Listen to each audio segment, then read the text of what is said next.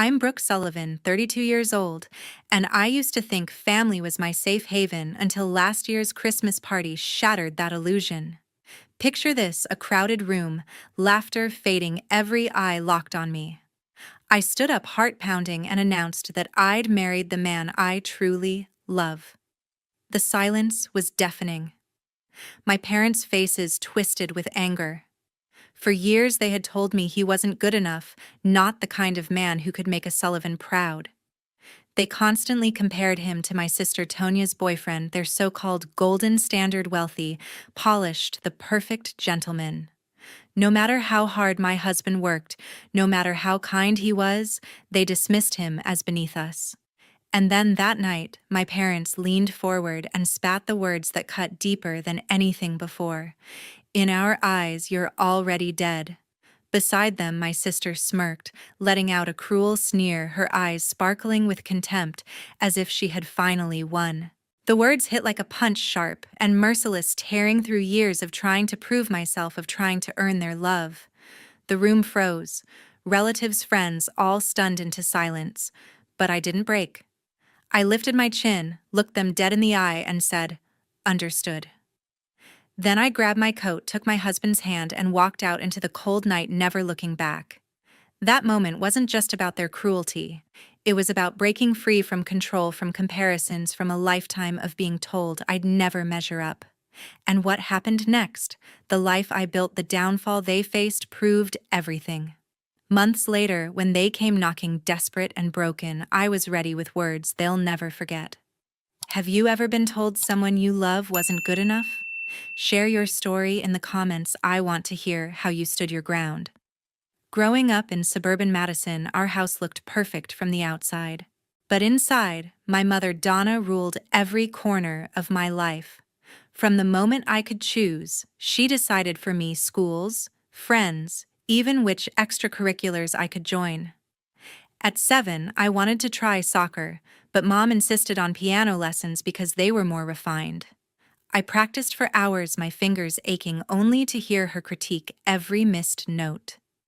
"You need to be better, Brooke," she'd say, her voice sharp, leaving no room for argument. My father David rarely spoke up. He'd nod along, his silence louder than any words, backing Mom's every decision. If I pushed back, he'd mutter, "Listen to your mother," and retreat to his newspaper. Their control felt like a weight I couldn't shake, a constant reminder I wasn't enough. My sister Stacy was the standard I could never meet. She excelled in school, her report cards lined with perfect grades, and Mom praised her endlessly. "Stacy's going places," Mom would say at dinner, her eyes fixed on my sister. I'd sit there pushing food around my plate, feeling invisible. Stacy didn't help. She'd smirk when I struggled with math homework, tossing her hair and saying, "It's not that hard, Brooke." Her taunts stung, but I kept quiet, hoping to avoid another lecture from Mom. Once I brought home a B in English, proud of my effort. Mom scanned the report card, frowned, and said, "Why can't you be more like Stacy?" I was 12, and those words burned into me. School was my mother's battleground. She picked my classes, vetoed electives like art because they were a waste of time, and demanded I join debate to build character. I hated debate, stumbling over arguments in front of judging eyes, but Mom sat in the audience, her stare pushing me to perform. When I lost a match, she'd lecture me the whole drive home about effort and discipline. "You're embarrassing us," she'd snap. I'd nod, swallowing my frustration, knowing arguing was pointless. My friends weren't mine either. Mom disapproved of kids she deemed bad influences, like my best friend from 5th grade who loved comic books. She forbade me from seeing her, claiming she'd distract me from my studies. I learned to hide my friendships, sneaking phone calls when Mom wasn't around. Stacy thrived in this system. She joined the Honor Society, won awards, and soaked up Mom's approval. At family gatherings, relatives fawned over her, asking about her college plans, while I stood in the corner, forgotten. Stacy loved the attention. She'd interrupt my stories to talk about her latest achievement, her voice loud and confident. "Brooke's just shy," she'd say with a laugh, knowing it cut deeper than that. I tried to compete, staying up late to study, but my efforts never measured up. Once I won a writing contest at school, a small victory I thought might impress Mom. I showed her the certificate, my hands shaking with hope. She glanced at it, shrugged, and said, "Stacy's essay got published last month." My heart sank, and I tucked the certificate away, never mentioning it again. The pressure didn't stop at home. Mom volunteered at school, checking on my teachers, ensuring I stayed on her path. She'd call them weekly, asking about my grades, my behavior, even my posture in class. I felt her eyes everywhere, like I could never escape. David's role was quieter but just as heavy. He'd drive me to activities Mom chose, never asking what I wanted. If I complained, he'd sigh and say, "Your mother knows best." I stopped confiding in him after that. By high school, I was exhausted juggling Mom's demands and Stacy's taunts while trying to carve out some piece of myself. I'd lie awake at night dreaming of a life where I could choose for myself, where my voice mattered. That dream felt so far away, but it was the spark that kept me going. When I started at the University of Wisconsin, I tasted freedom for the first time. For years, I'd lived under Mom's rules, every choice shaped by her expectations. Now in Madison's bustling campus, I could finally breathe. I chose marketing as my major, drawn to its blend of creativity and strategy. My first class, a workshop on branding, felt like a revelation. I spent hours designing mock campaigns, sketching logos, and pitching ideas to classmates. For once, I wasn't chasing someone else's approval. My professor, a sharp woman with a knack for spotting talent, pulled me aside after a presentation. "You've got a spark, Brooke," she said. "Don't let anyone dim it."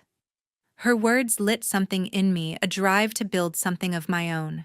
Outside class, I explored who I could be. I joined a student advertising club where I led a project for a local coffee shop.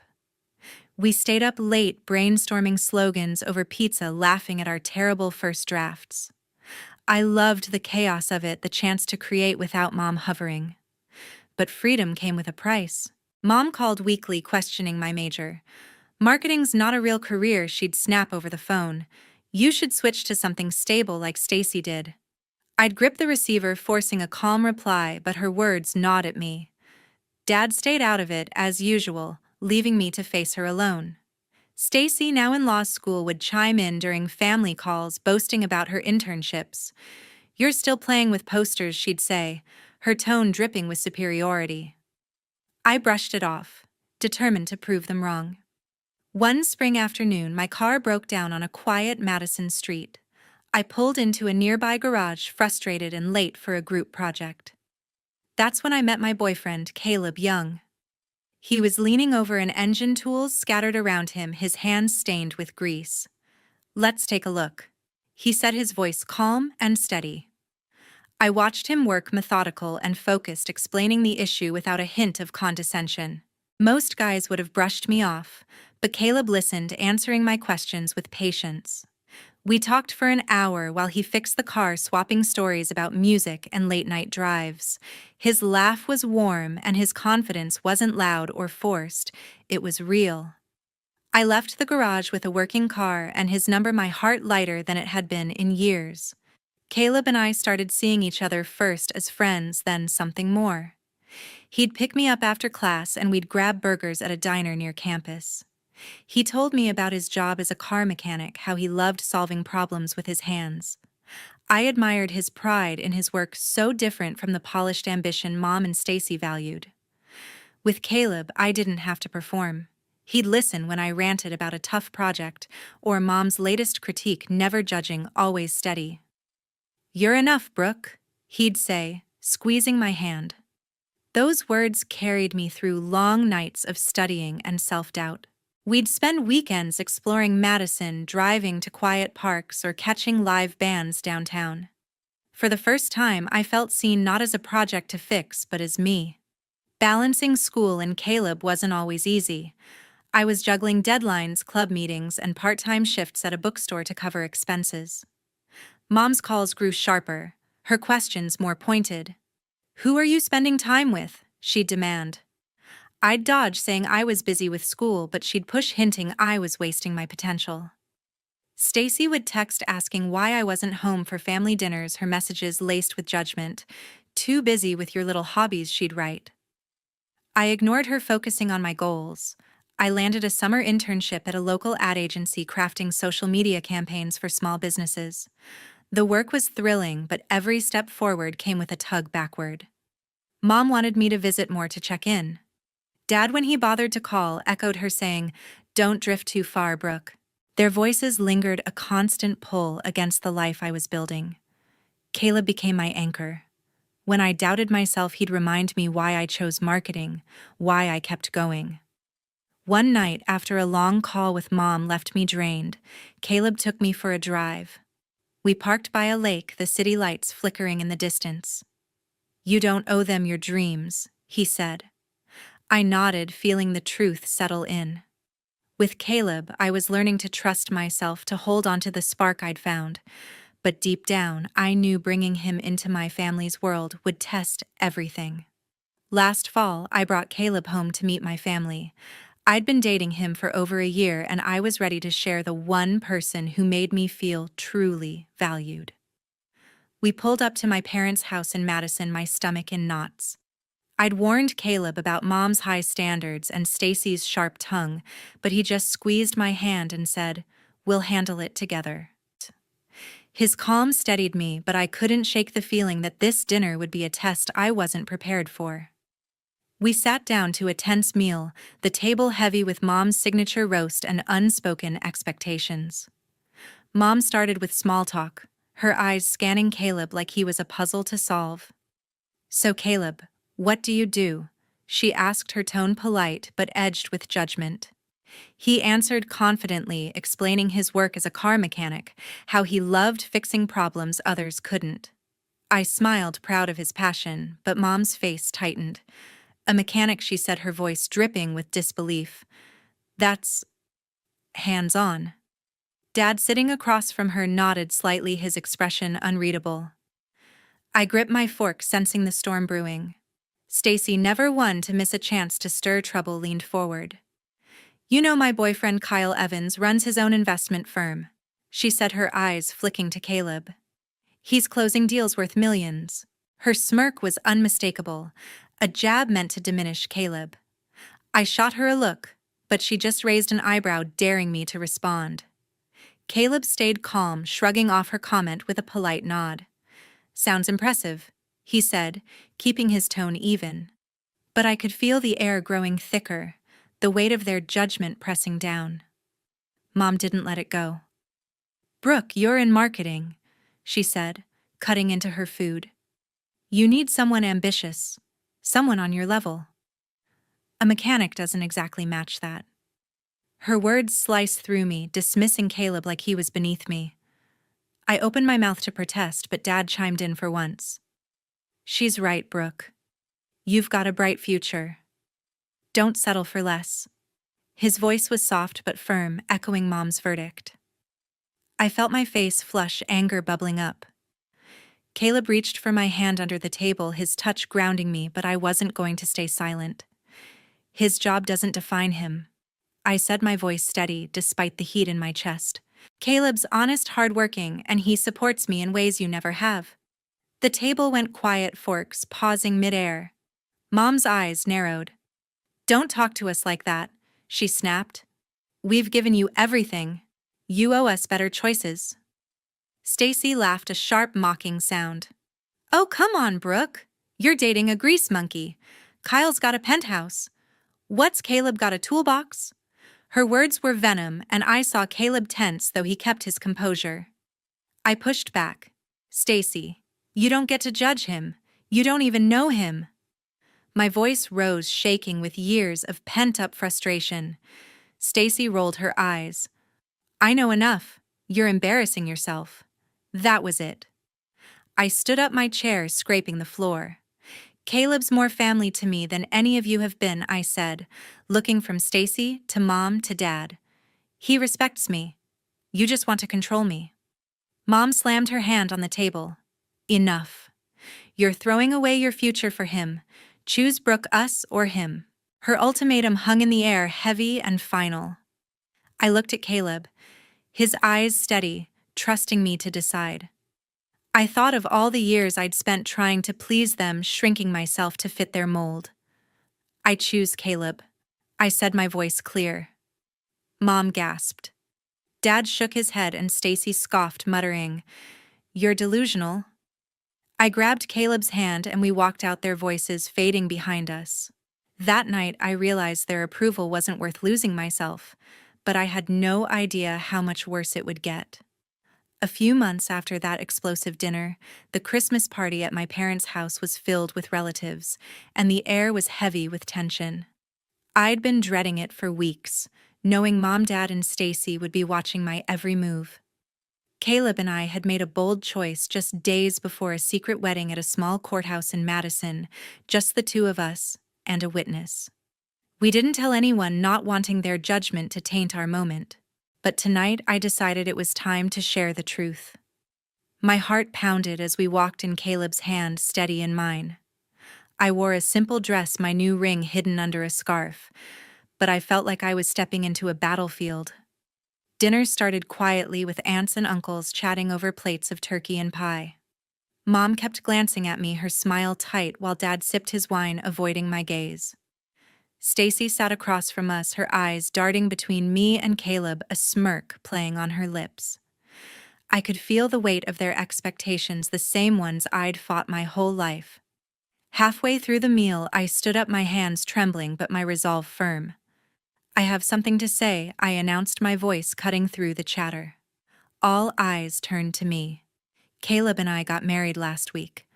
I lifted my scarf, revealing the ring, and looked at Caleb, who nodded with quiet pride. The room froze. Then Mom's face turned red, her fork clattering to the plate. "Married?" She hissed, her voice low but venomous. To him, Dad's jaw tightened, his knuckles white around his glass.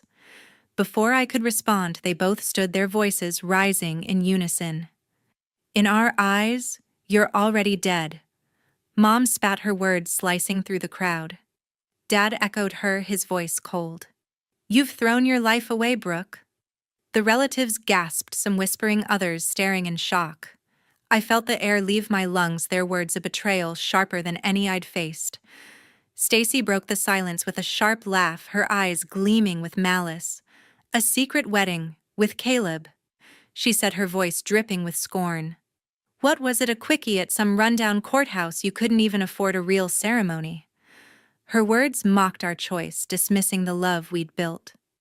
Caleb's hand tightened around mine, but he stayed calm, his silence stronger than her taunts.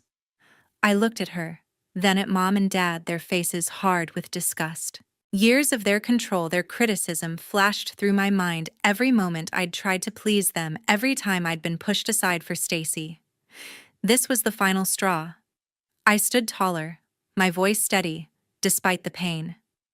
"Understood," I said, locking eyes with Mom, then Dad, then Stacy.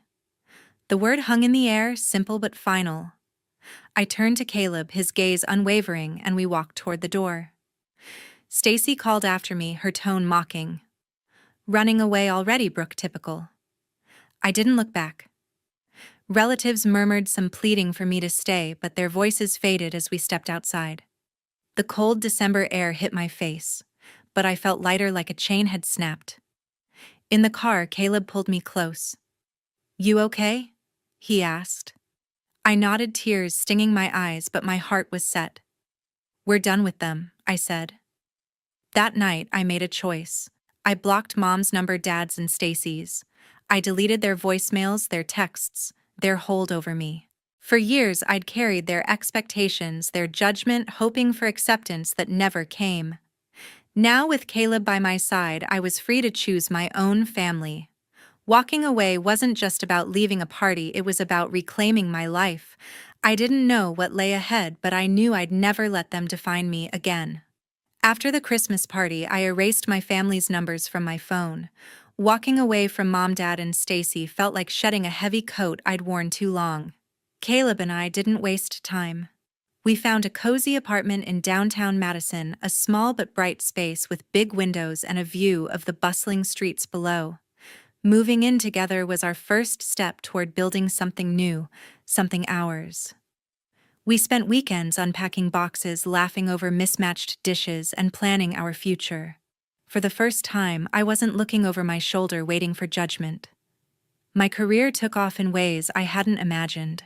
I'd been working at a marketing firm for a year, but now I was offered a lead role on a major campaign for a local tech startup. The project was ambitious, a full rebrand with billboards, social media ads, and a launch event. I dove in sketching ideas late into the night, pitching bold concepts to my team. My boss, a no-nonsense woman with a sharp eye for detail, praised my work. "You're killing it, Brooke," she said after I presented a new slogan. The words felt like a balm, so different from Mom's endless critiques. I poured myself into the campaign, coordinating with designers and meeting tight deadlines. When the client approved our pitch, my team cheered, and I felt a surge of pride I hadn't known in years. One chilly afternoon, I ran into my mother's friend Margaret Evans at a coffee shop near my office. She spotted me in line and waved me over, her smile warm but cautious. "Brooke, it's been a while," she said, her voice gentle. We sat down with our drinks, and she asked how I was holding up. I hesitated, unsure if she'd report back to Mom, but her eyes were kind, not prying. I told her about cutting ties after the party, about choosing Caleb. Margaret listened, nodding thoughtfully. "You did what was right for you," she said. "Don't let anyone make you doubt that." Her words hit deep, a reminder that I wasn't alone in my choice.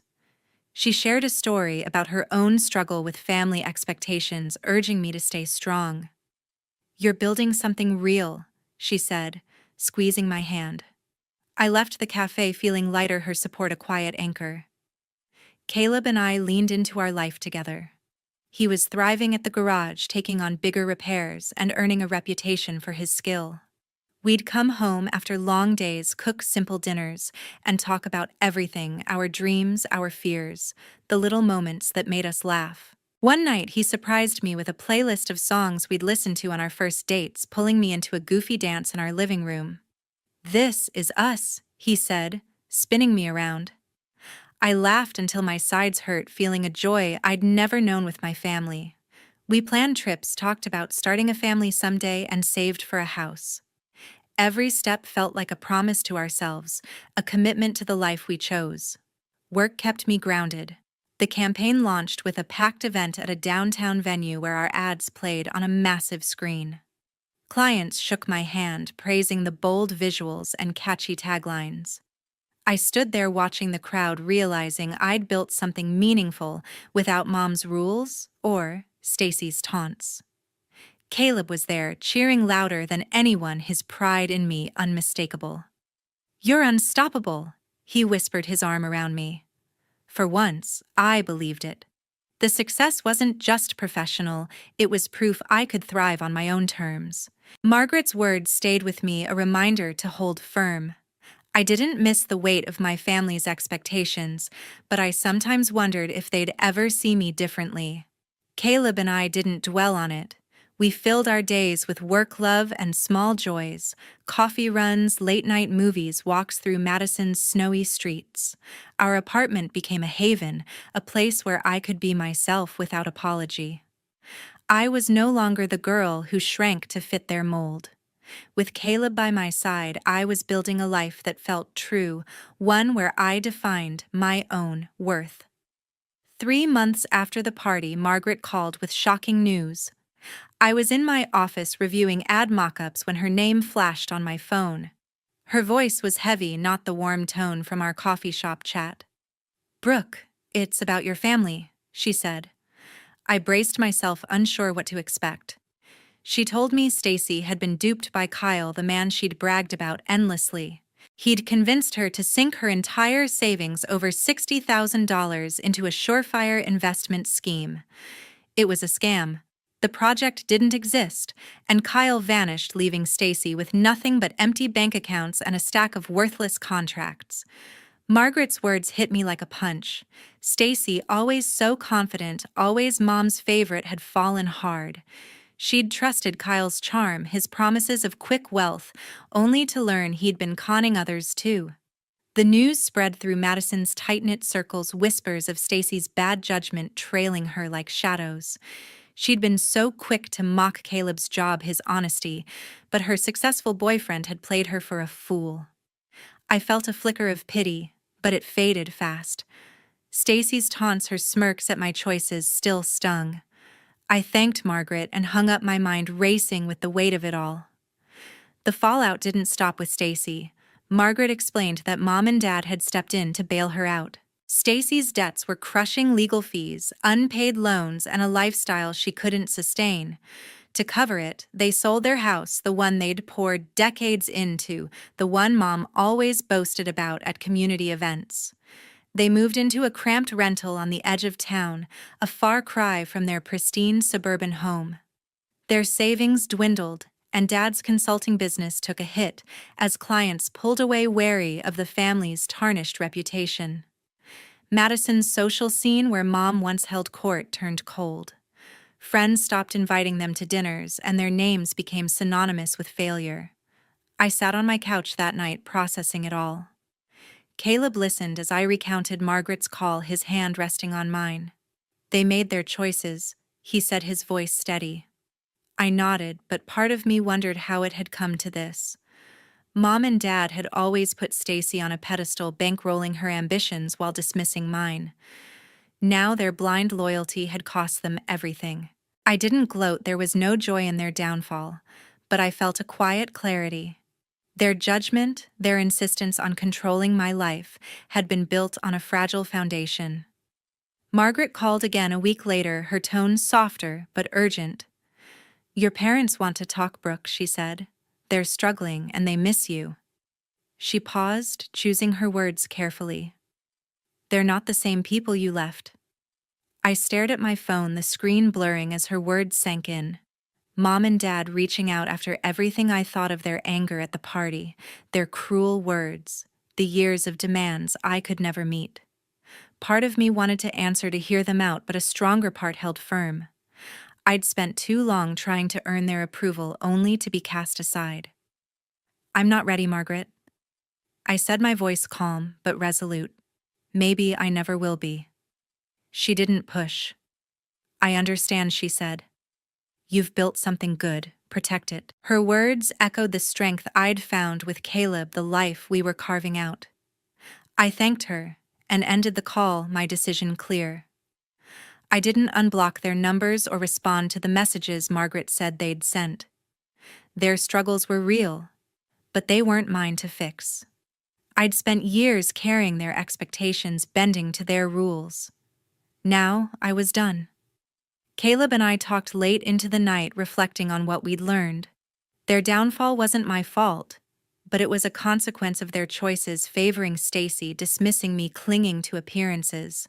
Madison's gossip didn't reach our apartment, where we were busy building our own world. I focused on my work, landing new clients for the firm, while Caleb took on a promotion at the garage. We were moving forward together, free from the weight of their judgment. I didn't need their approval anymore. I had my own. 5 months after the Christmas party, my doorbell rang insistently. I was in our apartment reviewing campaign notes when the sound jolted me. Caleb glanced at me, his brow furrowed.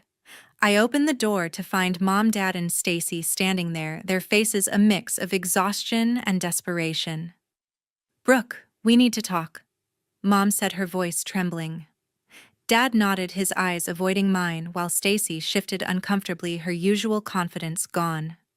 They begged for forgiveness, their words stumbling over each other, sorry for the party, for their judgment, for pushing me away. I listened, my heart racing but my resolve steady. I took a breath, looking at each of them. "The dead cannot come back," I said, my voice calm but firm. Their faces fell, Mom's eyes welling up, Dad's jaw tightening, Stacy's mouth opening in protest. I didn't wait for a response. I closed the door, the click echoing in the silence. Caleb pulled me into a hug, and I felt the weight of their pleas lift. I'd spent years chasing their approval, but that girl was gone. This was my boundary, my final stand. Life with Caleb was my anchor. We'd settled into our Madison apartment, our days filled with love and purpose. I'd been promoted at the marketing firm, now overseeing multiple campaigns. My latest project, a citywide ad for a nonprofit, won an award my name praised in industry circles. Caleb's garage was thriving too, his reputation growing among clients who valued his skill. We celebrated small victories, dinners we cooked together, weekend hikes, plans for a future we defined. Our happiness wasn't loud, but it was real, built on mutual respect and trust. For Mom, Dad, and Stacy, the consequences lingered. Margaret had told me they were still struggling renting a small apartment on Madison's outskirts, their savings drained from Stacy's failed investment. Their social circle had shrunk, old friends avoiding them after the scandal with Kyle. Stacy, once the center of attention, was now isolated, her charm no match for the gossip that followed her. I didn't wish them harm, but their choices had led them here. Their apologies couldn't erase the years of control, the dismissal of my worth. I learned a hard truth: setting boundaries is the only way to protect your peace. Family isn't an obligation when it comes with disrespect. Cutting ties wasn't easy, but it freed me to live authentically, to choose who I let in. Caleb showed me what family could be: supportive, not suffocating. I'm stronger now, not because I rejected them, but because I chose myself. To everyone listening, thank you for following my story. It's not just mine, it's a reminder to stand up for your worth. Have you faced tough family dynamics? How do you set boundaries? Share your thoughts below, and let's start a conversation about building healthier relationships. Your voice matters, and I'm grateful for your support.